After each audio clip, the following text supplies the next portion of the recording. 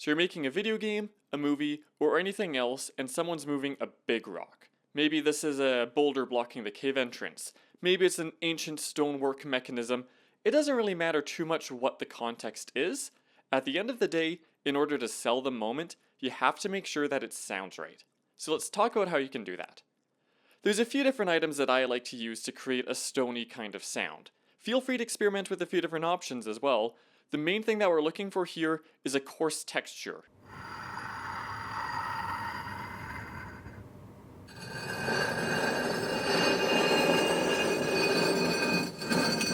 Now before you run off to record this for yourself, here's a quick tip.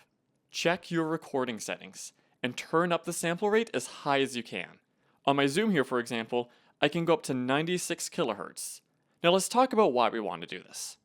As a general rule of thumb, bigger things are going to sound a lower pitch. So a big St. Bernard dog is going to have a deeper bark than a little Chihuahua.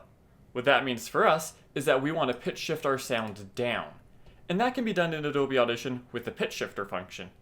But I like going the long way around, which is why I recommended recording at a higher sample rate. If we adjust the settings on our time stretch here, now by slowing down the sample, we're also going to organically lower the pitch. If you do this with a lower sample rate, however, it's going to come out very digital and distorted, but at a higher sample rate, that gets smoothed out. So this is how it sounds before. And this is how it sounds after the pitch shifting.